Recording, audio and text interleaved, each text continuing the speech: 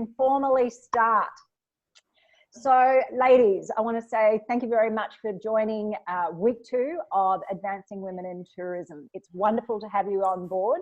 And again, a real credit to each and every one of you. When I first started this series, I went out to the regional tourism authorities and I said, could you please give me some names of some inspiring women within your region that I could have a chat to? So each and every one of you was on that list, and I just want to say thank you again. Before I start, I'd like to formally acknowledge Belinda. Bindi is from the Ethical Change Agency, and she is the wonderful person that has helped me to get my new business, BTL Gems, up and running. She's created my website. She's creating or assist us with the technology behind this for the webinars and also the recording of the podcast series. So thank you, Bindi. Today, Bindi will be keeping us on time. Just we're looking at about probably around an hour is where we will be. And also she'll be monitoring the chat. So to anyone that is logging on today, thank you very much. We have, I think Bindi mentioned there was around the 100 again. So that's fantastic. And if anyone would like to put forth a question or just say hello to any of the panelists, please do so. So the primary aim of me creating this Advancing Women in Tourism was when I was having a chat to a lot of my operators when COVID started, I realized that there was a lot of information from the top coming down. So there were some fantastic webinars and information from Tourism Queensland or QTIC or ATEC but I really wanted to connect from the grassroots. I wanted to say hello to the guys that are on the ground that are really feeling this impact. So the key 3 words that was come out for this was about connecting, engaging and supporting women in tourism throughout Queensland. And it appears that week 1 did exactly that. I had some lovely feedback, including one from Kate from the Carnival of Flowers. And she said, hi, Kayleen, just wanted to let you know I really enjoyed your Women Leaders webinar today. Thank you. Thank you also for connecting all the different corners of this awesome industry. And I think that was really important. She said, it was great to have access to so many opinions and approaches. I'm feeling informed and connected even from afar. So that's exactly what we're here today is so we don't feel quite so alone out there on the ground. But one of the things that I loved is she actually ended it yours florally. So she's keeping very much in brand to the Carnival of Flowers. So well done there, Kate. So I would like, without further ado, to welcome our wonderful panelists for week 2. And ladies, what I would like to do is, so that people that are listening and watching today understand the breadth of industry and the regions that we represent, I'd love you to take a few moments to introduce yourself, introduce your product, your region, and what's happening in your world at the moment. So if we'd like to start with Jeannie, and then we can go to Amber. So Jeannie, welcome. Hi, morning everybody. Jeannie Armstrong. I'm the Director of Sales and Marketing for Fitzroy Island Resort. Fitzroy is actually one of my 5 clients in Queensland. Family owned and run business up at Fitzroy, and our owner also owns Crocosaurus Cove up in Darwin as well. Oh, okay. So, yeah, very proud to represent Fitzroy, and obviously that's us in the background, and hopefully I'm not going to make you all seasick during this morning. Welcome, thank you. Amber, so let us know a little bit about where you're situated and your amazing product, which I went on many years ago. It was fantastic. That's good. I think it's time again, Kayleen. We're in the town of 1770, and that's in the Southern Great Barrier Reef region of Queensland. Yes. So in fact, we just have decided to go outdoors and, brave the slight breeze that we have. Our LARC vessels that we operate can't run while I'm doing the Zoom because the noise could interfere a little, but they are amphibian vessels, so they take us right through the estuary and the headland, and we even visit a light station in Queensland. So I'm the marketing manager for that tour company, and it's this month that they were established 26 years ago. Oh, and it's it's lovely to work for a family owned and operated business, and it's times like this that I think we feel really grateful that we have the good grassroots that we have. And how many people does the amphibian, the actual equipment take? What do you call it? amphibian. So it's a LARC. It's a Yes. lighter amphibious resupply cargo vessel. Of course. And our capacity is 32, which of course may not be what we travel with in the near future when we reopen, but we operate 2 of those vessels. So we do have the capacity to take 64 people, you know, an entire coach load at the same time, and usually be the only people that are in the vicinity where we're doing the tour in the 1770 waterways. Oh, it really is a beautiful part of the country there. Thank you. Jeannie, I'll just go back to you quickly. Can you just give listeners a bit of an idea exactly what Fitzroy Island is? So, you know, what does it cater? Yeah. Absolutely. We're 29 kilometres off the coast of Cairns. So Cairns International Airport is our nearest, and domestic airport, of course, our nearest arrival point. And we're probably one of the closer islands on the Great Barrier Reef. We are surrounded by fringing reef. We're in predominantly a national park, and there's only one resort on the island, which is fantastic. We've got 99 rooms, a campground, and we've also got a couple of what I call our community projects on the island, which we're all very passionate about. That's our Turtle Rehabilitation Centre, and also we operate a coral farm of all things. So we have the Reef Restoration Foundation that's actually farming coral to replenish the reef. Wow, that's fantastic. I've heard about the turtle story. That it's a fantastic story there, and wonderful that you can actually create some beautiful coral to be able to replace anything that's been damaged. So thanks, Jeannie. I appreciate that. Sharon and Amanda, so tell us a little bit about your product, you know, what it is, what you do, and where you fit into that. Sharon. Right.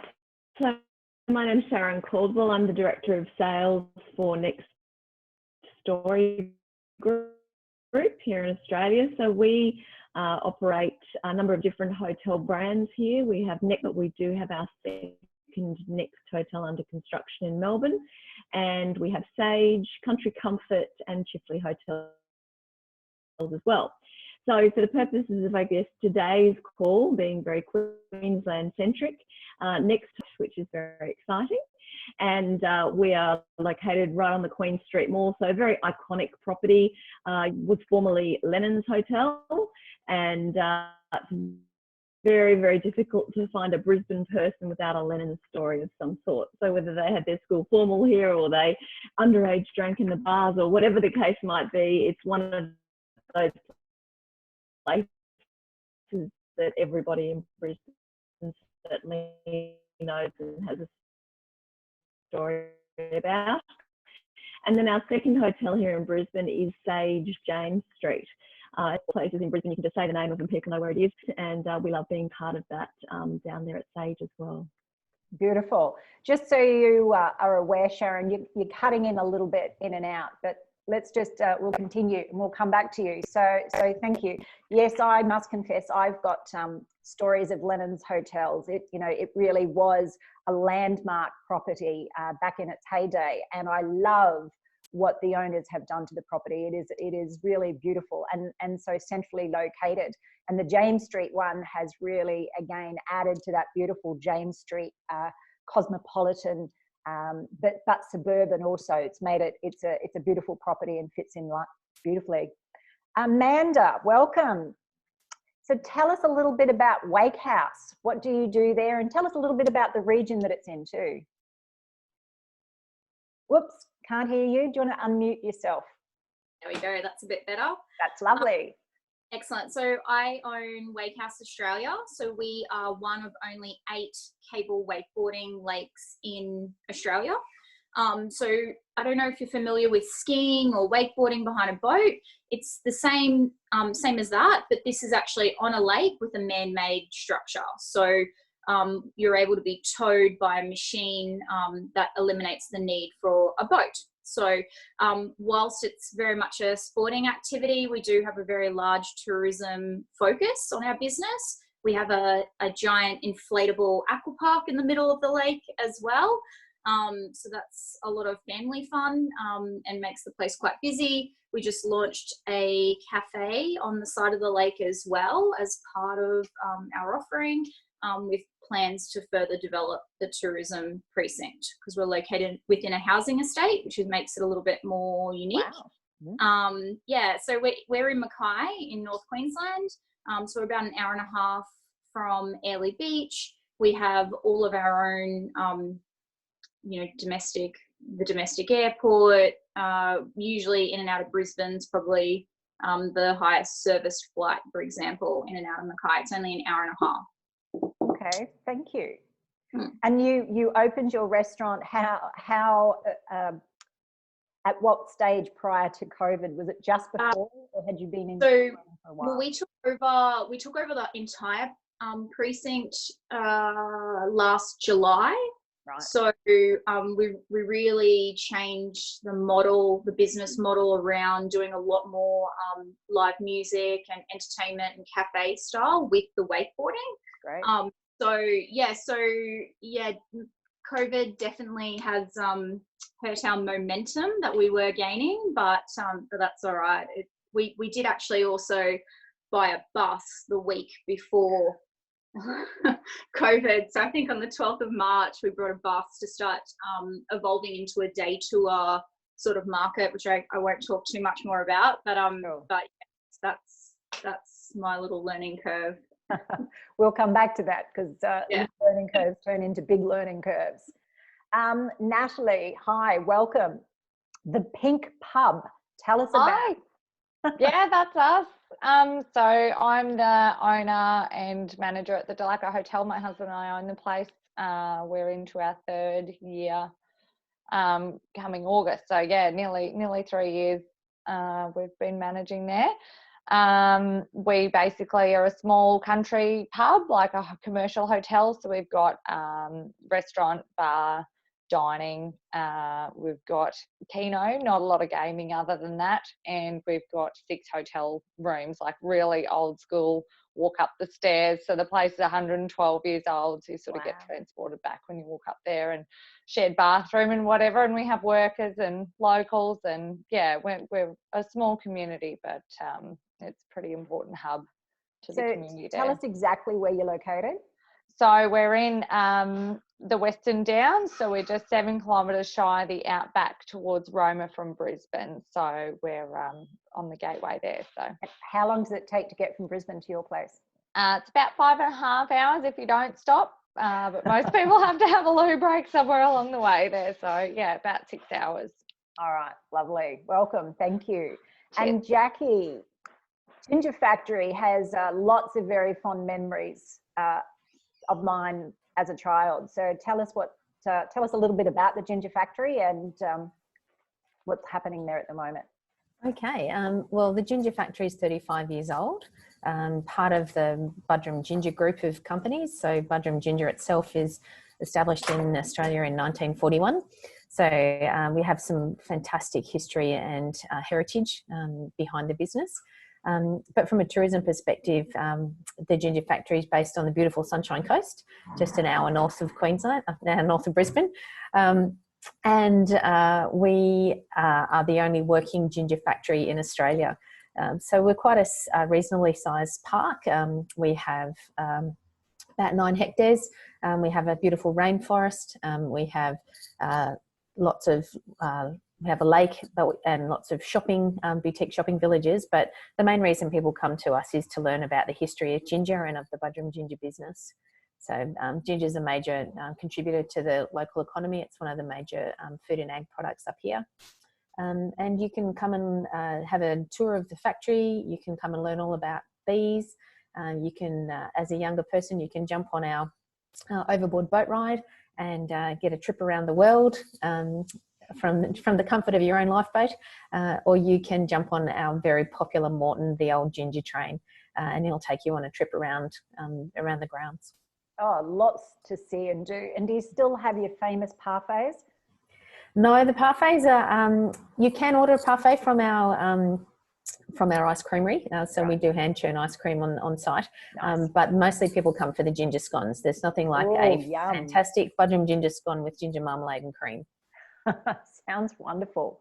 Definitely. Wow. I'm going to have to get in that car and start driving around. We really do have some sensational product here in Queensland. Yes. So One of the things I'd just like, a couple of different areas I'd like to touch base on. And Amber, one of the first things I was thinking of asking you was, the state is starting to open up. We're not quite sure how and when and to how many. That's currently being debated, even though that we do have a government plan out there at the moment. They're looking at the possibility of changing it. But being positive, we will be eventually opening up.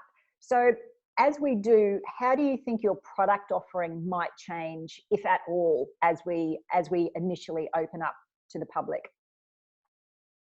There will need to be some changes for a tour operator like us, Kayleen. So 1770 LARC Tours closed completely for a short period, but since the 7th of May, we have had our retail souvenir office area open every day.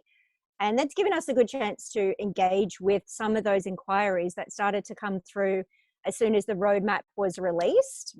So there are consumers making inquiries, and we're keeping that quite individual, because although our capacity remains at 32 and nothing has changed with any of the licensing related to our product, we know that we will need to initially open with reduced capacity.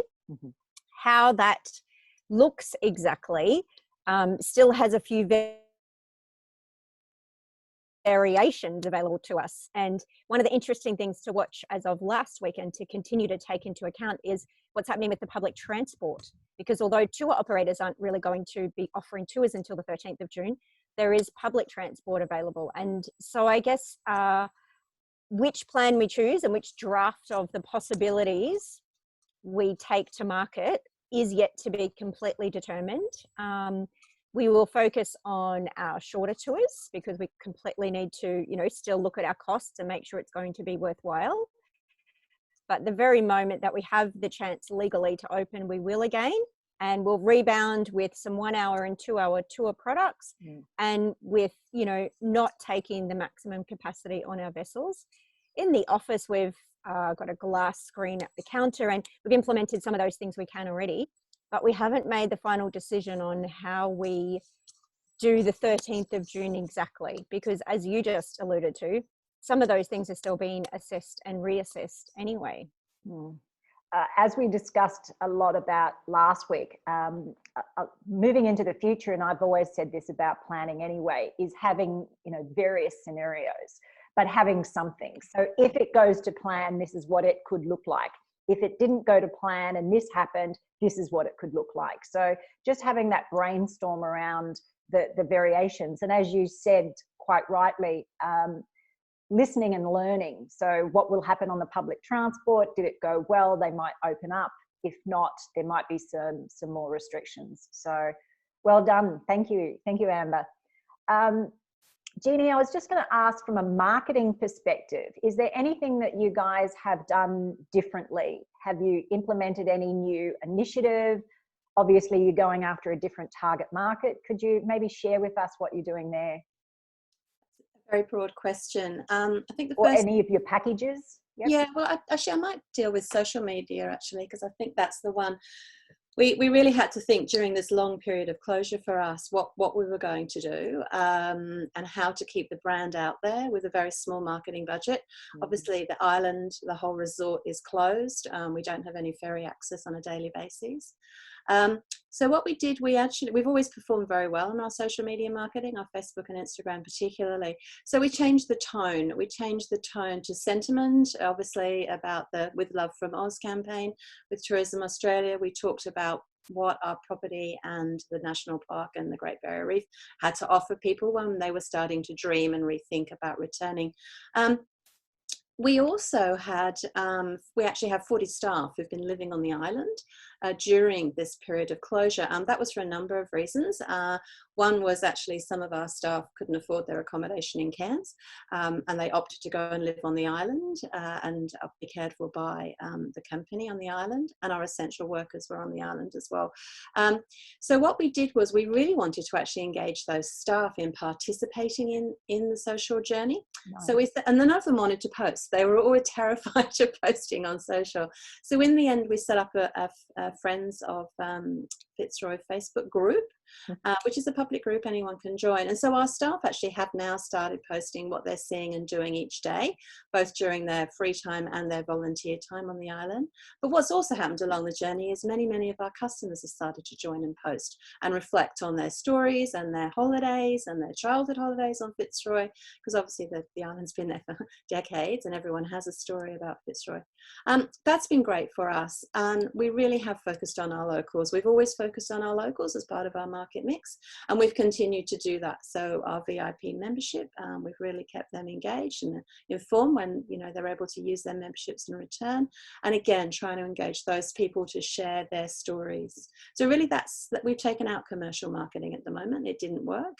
We wanted to talk about sentiment and brand, and that's been good for us. I think that's absolutely perfect, and I love the fact that you've encouraged the staff to be part of that journey. It's part of the ownership of, it's their island, it's closed at the moment, but they're still caring for it. No, that's really lovely. Thank you for sharing that. That's very unique.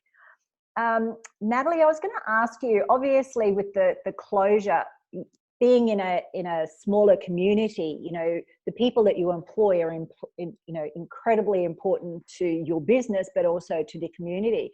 What staffing issues or learnings have you taken on board with the hotel? That's probably been the hardest thing for me personally. I sort of said to my staff when I had a bit of an inkling, I suppose, I think we all did in that week or two leading up to the closure, that it was probably going to happen. So I sort of talked to my staff at the time and sort of said, I'm going to do everything I can to keep all of you in whatever capacity we can. Unfortunately, that didn't work out. I did have to let our chef go, and I had to reduce one of our backpackers' hours right back, so she ended up finding another position elsewhere and heading off. So we're a very family run business. Obviously my husband and I work majority of the time there. We're a very small staff, so my husband's cousin is actually one of our wonderful long-term staff members, and luckily for us, because she's a casual, she'd been there for over 12 months, so she's eligible for JobKeeper.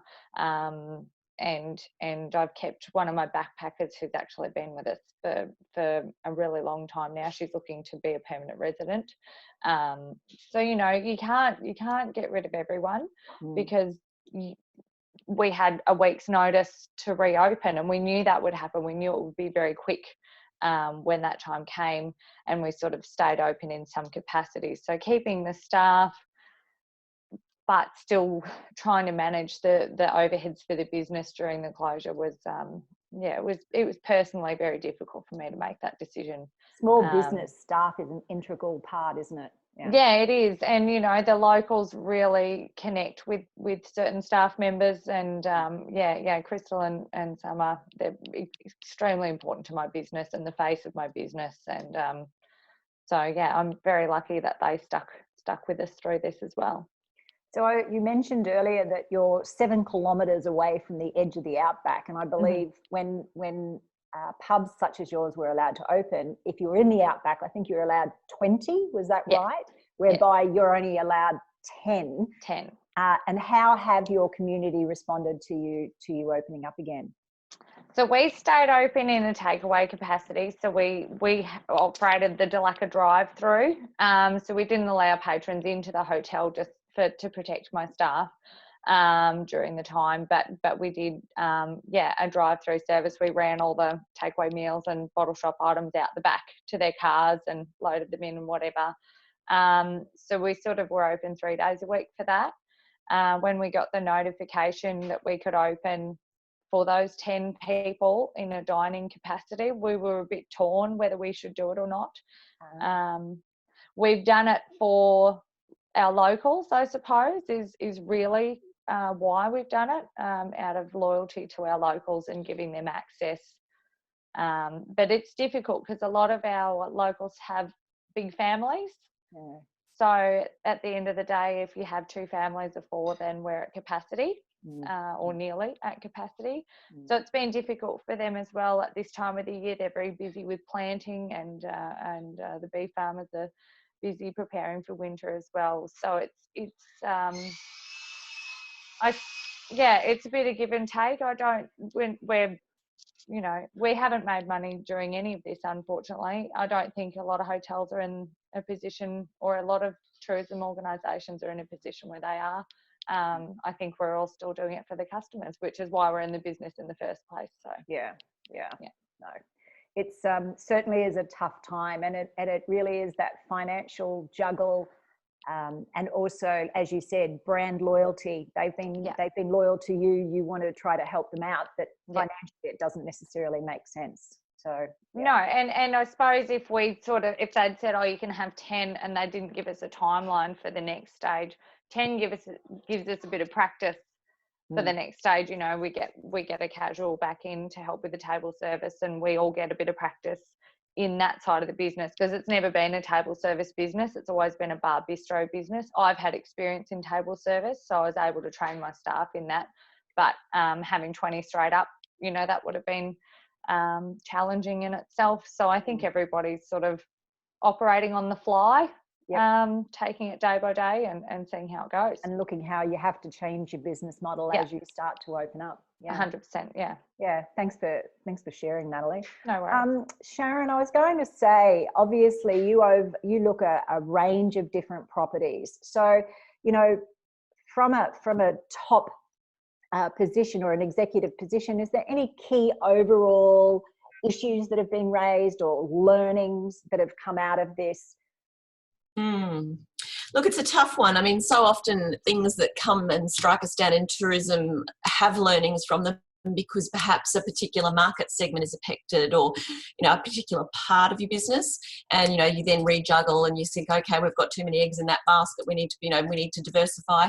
There is nothing that any of us could have done to diversify anything to avoid this, unfortunately. So it's a tricky one, because I don't know that there's massive learnings, because is everything going to switch off all at once? It may, because of this virus now, but I don't know that there's anything that we could have done differently, other than, obviously, you know, there's a lot of resilience that's come into this. I think we've been very much people-led. We've been very focused on our people and making sure that the decisions we take are good for them as well as the business, and really focused, I guess, on making sure that we don't lose any good people out of this, because that's another key part of this whole crisis, is that it will come to an end and we will need to resume business, and we want to make sure we've got the right people on board. So I don't know that that's answered your question really, but honestly, it's a matter of, you know, like I said, you've got various different properties, and, you know, with so many staff, I knew that staff would have been a key issue. We always try to reflect back to see if there, you know, is any opportunity. So emerging, is there anything from a marketing point of view or a packaging point of view that you're looking at as we start to open up? Yeah, so look, one of the, I guess, first things that, once, you know, the dust settled a little bit on everything shutting down per se, not that we closed any hotels, we've continued to trade, albeit with, you know, very few customers or guests. We were very focused on the recovery and how we would walk out of this, and what would happen as each different stage of the restrictions lifted, and how we would, you know, have our business and our packages and our product ready for those different stages. So I guess for us, it's been making sure that obviously what we're putting into market is attractive to the local market, because that's very much going to be where our customer base is initially. You know, looking more closely to drive markets. I think Queensland, obviously, intra-state travel has always been a part of the mix for us as a state, because, you know, we do have a number of different regional centres, albeit that Brisbane's the capital. You know, Cairns, Townsville, Rockhampton, all those regions have their own traffic coming through. So for us, it was very much about just getting our ducks in a row with making sure that the offering we were putting into market was appropriate, that it addressed what people needed.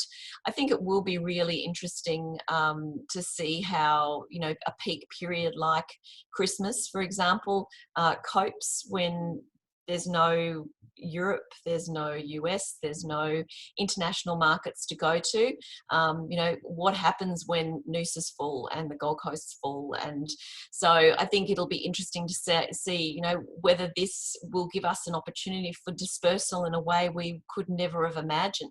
You know, will people have to look to travelling to areas that they may not have had on the menu ever before? Hopefully that there will be some silver linings to come out of this. We've got a long way to go yet, and everybody's feeling the pain. You know, everybody needs to, it's not even a matter of re-looking at our target market at the moment, because it's being dominated. You know, we're being told what it's going to be. So there's a per kilometre, and how far that will be. Hopefully intrastate will open up very quickly. So I hope those talks that are happening at the moment progress really well. So thanks for sharing, Sharon. Amanda, now in regard to hindsight, again, is there anything that you would have done differently, or now opening up, because you had talked about your product sort of changing just beforehand. What do you think your product will look like as you start to open up? Because I'm pretty sure there's some locals there that are keen to get out and get rid of some of that excess energy that they have. Yeah, so I think for us, so with the wakeboarding side, we reopened based on us being an outdoor non-contact activity. So we offered one-on-one private coaching. So we used it, again, pretty similar to Natalie. We weren't doing it to make any money, that's for sure. But we were able to keep that connection with our customers and progress their skills in the sport, which kept them coming back down, and we were able to then talk to them about other ideas that we had for later on in the year, or for when we were reopening, because I really use my customers as our sounding board, you know, for what they want to see from the business or from the park in the future. So that worked really well. And then I guess now that we have been allowed to have 10 people, we took everything online.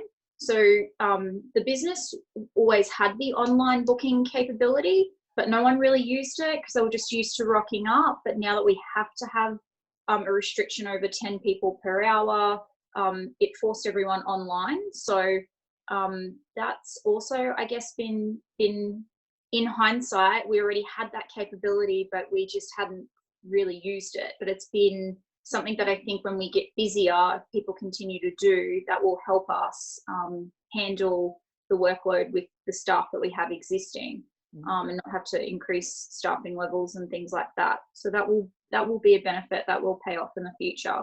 And efficiency that's come out of this. Yeah, that's it. And that's the best way to look at it from my point of view. I don't think there's anything else we really could have done. You know, we were lucky. Our team are quite young. Everyone's very nimble. I can throw change at them and they sort of just adapt. So we're a little bit lucky in that sense. However, you know, it was just the timing for us. So that was our first year really all in on the business. So all your profit, we were just funneling back into the business to make it bigger and better in certain sections. So probably in hindsight, it probably would have been nice to have a little bit more of a buffer in the business. But I don't regret that, if that makes sense. It's a learning as we go through, and you know, there are things that we will say, gee, maybe we could have, but while you're going through it, you just have to deal with it the best way possible. So even if your online activity improves and assists you with efficiency and effectiveness of the business moving forward, you know, that's something positive to cling on to. And yeah, no, it's wonderful that you've been able to open up and that the local market are really supporting you on that basis. Talking about local market, Jacquie, you know, the local Sunshine Coast and the surrounding through to Brisbane, etc., has always been an important market for the ginger factory. So opening up, what's about to happen as far as your product offerings? And again, from a marketing perspective, is there anything that you've done differently? Yeah, so we've been closed since the 23rd of March, like most other tourism attractions on the coast or around the country. We don't tourism operators aren't permitted to reopen until the 13th of June. At this stage, we're not reopening on that date.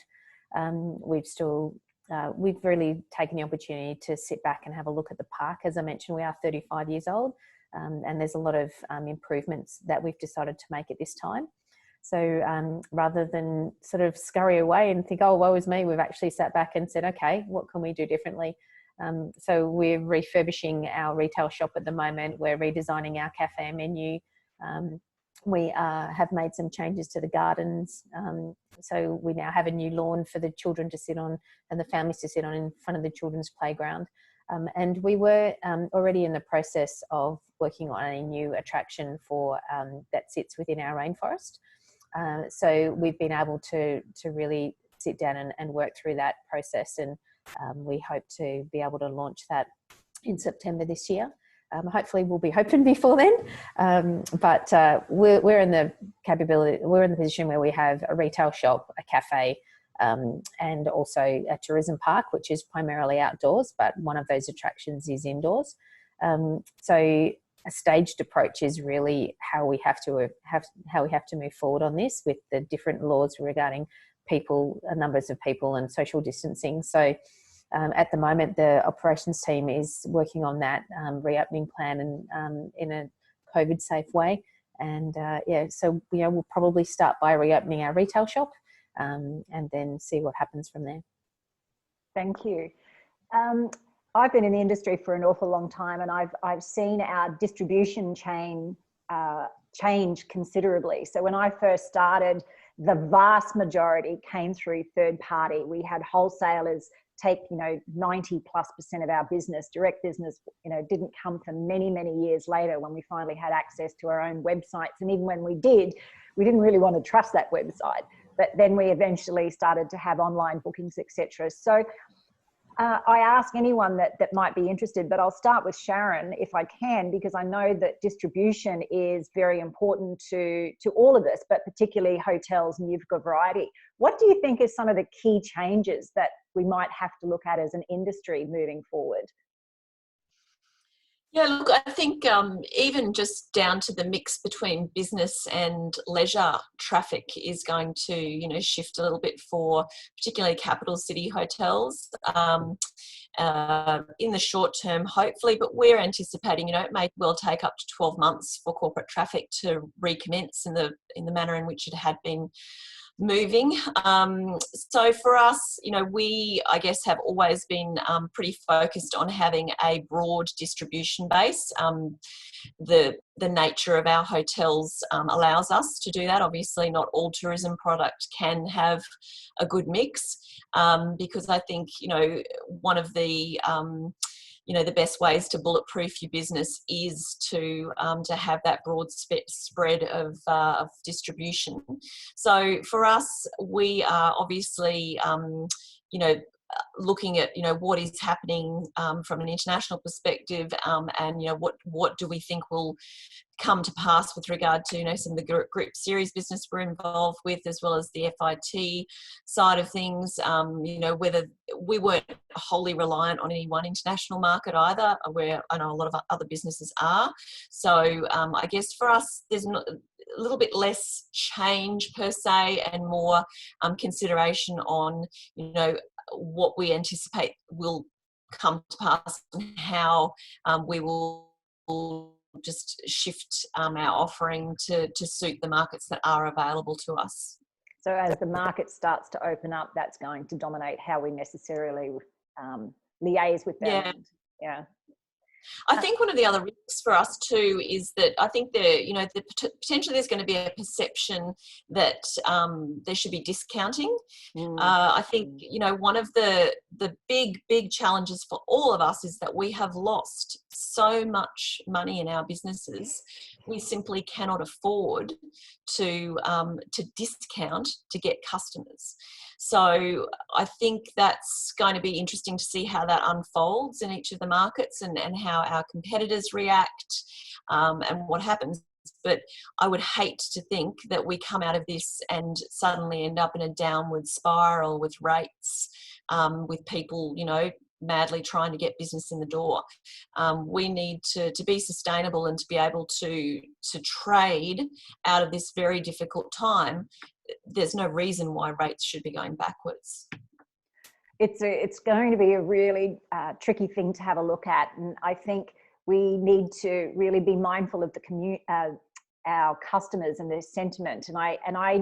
They've been hurting too. They've had obviously lost their jobs, or they've had a reduction at least of income into their families. And as much as they want to support, I just know locally that everything I'm trying to buy at the moment, I want to do it at a local store and not necessarily at a large department store, even just going to the local butchers or the corner store to buy a coffee. So I think there's a lot more people that are mindful of that. I think that what they'll be seeking is value though. So not necessarily the cut in dollars, but they want something. They just want to go, what is that little edge? I refer to it as the chocolate freckle. What is that little added that comes with that cup of coffee that just makes you go, that's nice. They care about me. They've thought about me. So Absolutely. Yeah. Because I think, we're all going to have to layer additional things into our businesses, which are going to come at a cost as well. So, that's the other thing. The cost of doing business has actually shifted for pretty much everyone also. Yeah, totally. So ladies, is there anyone else that'd like to step in about how you feel that moving forward with pricing or packaging might be different to what you've done before? Jeannie, what about yourself up at North Queensland? Yeah, I would like to jump into this one as well, and I'm really on the same page as Sharon here.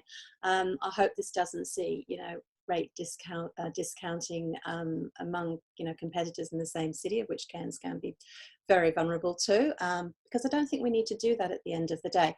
If we actually look at how many people domestically would have normally travelled overseas, and add those people to the people who would always holiday at home anyway, we might actually come out of this in a better situation, because I actually think domestically there'll be more people travelling than there were in the past.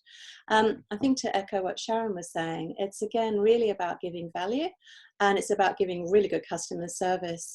One of the things I've noticed, again, with the small players around where I live in Sydney, is how much better the customer service is at the moment, from the coffee shop, the local fruit place, the local florist. And it's sort of the type of customer service I haven't been seeing for a long time. And I think that's really what happens moving forward. We need to become very engaged with our customers. All of our staff need to resonate along that, as well as the owners and the managers. So that's the first thing. Just going back to distribution, at the end of the day, it's all about yield. I mean, we're predominantly a leisure product. We do day trips, so we do have that day tour business, plus our 99 rooms.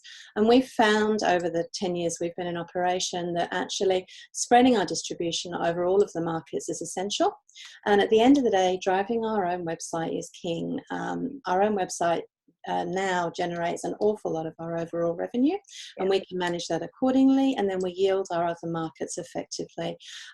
We do work with the online travel agents, we do work with the deals resellers, but we do it in the times of the year that it suits us, and where we need to actually place business looking forward.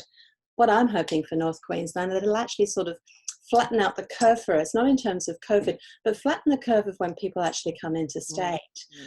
Because at the moment it can be really up and down in Cairns. We have some fabulous high seasons, and then November and May are shocking, but they're actually two of the most beautiful months of the year. So I think it's really about starting to share what's good in your region, fill really your down and your shoulders periods, and then work from there, but be reasonable and offer value and great service. I mean, those are my two sort of messages on that one.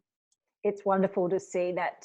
I think people are being more personable. They are appreciating anyone that walks through the door, and they're taking that time to have that conversation and have that connection, which is what tourism is and should always be about. Thanks for sharing, Jeannie. Can I just jump in, Kayla? Please, Natalie. All right? Yeah. So being a small country pub, we've sort of always had that every single customer that walks through the door is an asset to our business, because when we're talking about profitability, we're talking about cents, not dollars, and not tens of dollars or hundreds of dollars. We're talking about every cent. So we've always enforced in our staff that every single customer is important. And I think it's going to be nice to see, you know, like you said, you go into a coffee shop in Brisbane or something and there's sort of a bit whatever about you if you only order a coffee, whereas now I think it's going to be that very customer focused industry, going back a little bit old school, I suppose, like we are out west. With diversification, it's something that we've always had to look at. We're actually developing a tourist park behind the hotel. We're very family oriented, so we're putting a little lawn bowls green into our beer garden. These were all in the works prior COVID. So diversification, I suppose, out back has always been fairly significant as an important part. And as far as your distribution chain, we need to have customers from all over Australia calling in on their way through. We have a map in our hotel where our visitors, our overnight guests, pop a little pin so that we can see where our customers are coming from. And it's amazing the amount of Australians that travel all around Australia. I think that's only going to increase. And I was talking about it today with my husband. I really think that tourist period that we all see, like Jeannie said there about flattening that curve. We see 6 months of the year for tourism. I think we're going to see that spread out, and younger families as well, not just the grey nomads, doing the travel around Australia, which is exciting because I think it gives us all a possibility to grow our businesses into a new market. Absolutely. I mean, with international travel for some time, not being able to open up for some time, people are really keen to get out and start seeing what Australia has to offer. So I think it's going to go back to the old road travel that happened many years ago. You know, whether it's your car or a caravan or a camper van, or, you know, just traveling along, staying at the country pubs like yourself, people really getting into that local community sense. I mean, and as far as hospitality is concerned, I mean, country has always been known as having that country hospitality, and we've always put that on a pedestal to really try to you know, duplicate, because we admire it so much. Thank you. Cheers. Yeah, well done. Amber, would you like to let us know any particular changes there from marketing, packaging, distribution? And certainly I'd like to agree with those other things. I feel if there's anything to be grateful for in the COVID-19 situation we're faced with here, it is that our destination offers those things you just mentioned, Kayleen. You know, it's a small drive, you take your camper trailer, caravan, the high-rise are quite minimal, the beaches are never overpopulated. So we have the things that those, you know, families that will also hopefully go to Western Downs and just explore their state a little bit more, rather than initially taking straight away the overseas option.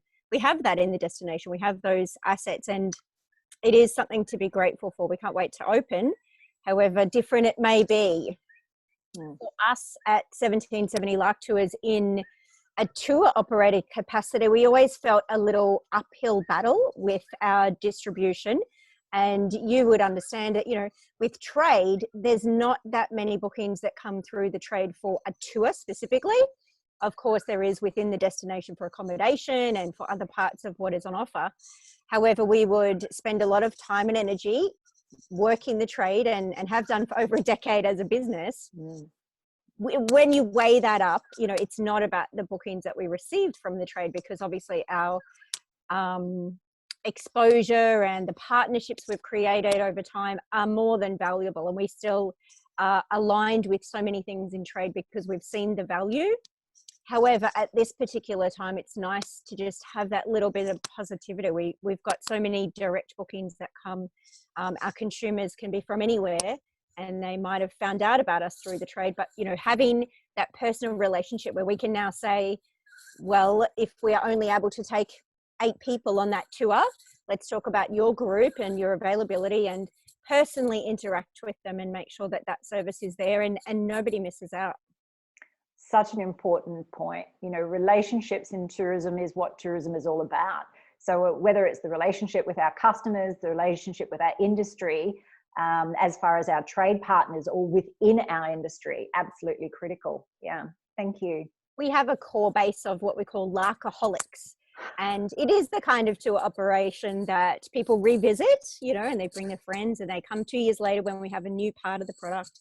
So in support of what was said earlier with Jeannie and Sharon, you know, we don't want to discount. We want to make sure our alcoholics feel loved. We want them to tell their friends and relatives who live nearby. And I think that's the way to make sure that we can all survive, however, still maintain what we need to and not turn us all into discount businesses. Yep. Fingers crossed for everybody. Jacquie, any final words? We're going to do a bit of a wrap up now because we're coming towards our hour. Is there anything finally you'd like to say as far as issues the industry need to face, or if there's any key learnings that have come out of what's just happened? Yeah, definitely the online space has been a massive learning curve for all of us. I mean, the fact that we're all on Zoom today for many of us is a new thing in the last few months. But from our customer perspective, you know, we've got a really engaged, loyal following. And we've been able to sit back and have a look at how we're communicating with them. We're getting some great messaging from them in terms of they love us and they miss us and they can't wait to come back. So for us, it's about how do we continue to engage them in those online channels and continue to keep them you know, engaged and wanting to be there on the first day that we reopen. But also for us, we've been able to we've focused quite heavily on our online e-commerce store because we have food products to sell as well as being a tourism attraction. And that's been a part of the business that's not really been focused on before. So we've seen some great increases in that space and it's been quite encouraging, and we're working on a new online store there and improving our online presence. And so that's created a whole new revenue stream for us and effectively a new department that we can work with moving forward. Yeah, but generally I think that, you know, the trade as a whole has embraced social media particularly, and as we've all said, you know, it's all about the customer at the end of the day, and what we've found is there's a new way to really create that level of engagement that we want to move forward with on. It's been wonderful to see some of the diversification of industry, you know, that if there was a restaurant, how people are repackaging certain things and the products, and right down to, you know, wine tasting and cheese tastings that people have collated and actually created a product that they never had before. So I love seeing the innovation in our industry. Yeah, there's been some amazing entrepreneurial spirit shown. I know locally, you know, people in tourism, yeah, they tend to be fairly agile, so it's been great to see the way people have been responding. Absolutely. Amanda, any final words that you would like to say about, you know, moving forward, or anything from hindsight? Oh, I don't know. I feel like I've said enough. No, that's I mean, absolutely. Yeah, I definitely think the time, we use the time really well, because quite often, we move quite rapidly. And I know most people do, but at least I guess the one positive out of COVID was that it actually gave me the time to sit down and really plan out some business plans on where I wanted to see the business go over the next 5 years. We had all these different plans in place, and this definitely made us sit back and go, okay, what can we work on? Well, we initially thought we'd be closed till September, October. So I definitely think that's one positive. And I think a lot of other business owners did the similar sort of thing where they just were planning out. So I think now we're ready to hit the ground running. If we do get this influx of tourism, which I really hope we do from within the state, we're able to handle that, so long as all the staff are still around. The only thing that was a little bit hard for us was a lot of our staff were working casually with uni, or they were under 21 years of age, so they sort of fell out of JobKeeper.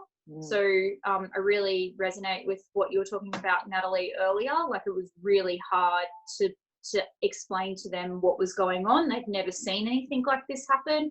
I went through GFC, so I kind of understood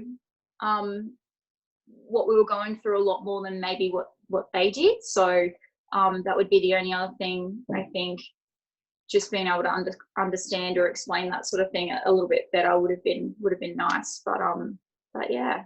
Okay, thank you. Jacquie, you had another comment you wanted to say?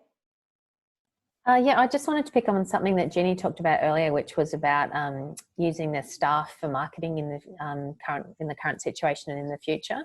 And I think probably in the past we've underestimated the power that our own people have with regards to telling the story. And so during our closure periods, as our staff have been able to come back on in JobKeeper, and we've been looking for different ways to engage on social media, we've started taking each of them and putting them in front of the camera and getting their view, their take on a tour or their comment about, you know, a particular aspect of the park. And I think that's given us a human face and a much greater opportunity for people to see the business in a different light. I love your comment about a human face. You know, often we go, business is business, but business is only as good as the wonderful people that work within the business. You know, bricks and mortar are bricks and mortar, but the people bring the personality to the business. So yeah, that's lovely. Ladies, is there anyone else that would like to do any final comment before we say thank you very much? Bindi, thank you. Is there any key takeouts, Bindi, that you've had from these ladies, from the tourism and panelists, you may not realize that Bindi, I used to work with Bindi 20 years ago, I think it was, at what was Tourism Queensland back then. So Bindi has been in the tourism industry an awful long time too. Bindi, any general comments?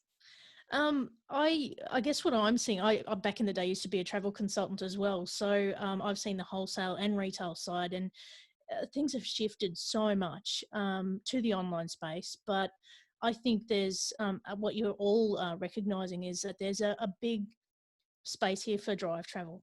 And, you know, I think you're doing some great things around using your staff in different ways, using your facilities in different ways as well, and being innovative in the space that you've got. I think you're all being really resilient and bouncing back really well. Well, thank you. That's a great little summary. So I'd like to say thank you again to each and every one of you for saying yes to the invitation in the first place and for participating today. So again, Jeannie Armstrong from Fitzroy Island, Amber Rogers from 1770 LARC, Sharon Cauldwell from the Next Story and the various hotels that we have here in Brisbane, Amanda from Wake House, Natalie from the Dulacca Hotel, which is also known as the Pink Pub. I love that. And Jacquie Price from the Ginger Factory. So ladies, again, thank you very much. And before I go, I'd like to just confirm that this particular series is possible thanks to the support from the Queensland Government. It was part of the Advancing Women in Business series. Last year, I applied for it and was able to do workshops in region. Obviously, COVID put that down. I was able to work with the wonderful Bindi from the Ethical Change Agency to be able to change my business model from being in region to being able to go online. So I thank Bindi for that. I thank the Queensland Government. I thank our industry, QTIC and TEQ for their support. And next week, just to let you know, again, this is week 2 of an 8-part series. So next week is week 3. And the ladies that we have will be Debbie Bradburn from 31 The Rocks in Southeast Queensland Country. We'll have Debbie Reid from Travel West about tours that they do in Queensland's Outback. We have Kate Ernst from Tasman Venture at Fraser Coast, which are whale watching operators. Tony Ward from Whitsunday Jet Ski based in Airlie Beach. We have Sarah Colgate from the Aqueduct on the Gold Coast and Tara Kelly from Apollo Motorhomes, which will be very important as road starts to open up. So once again, ladies, thank you so much. Thank you for your genuine and authentic input. I wish you all the very best and success into the future. And may tourism reign supreme in Queensland. All the very best. See you guys. Bye. Thanks, Kayleen. Bye. Bye.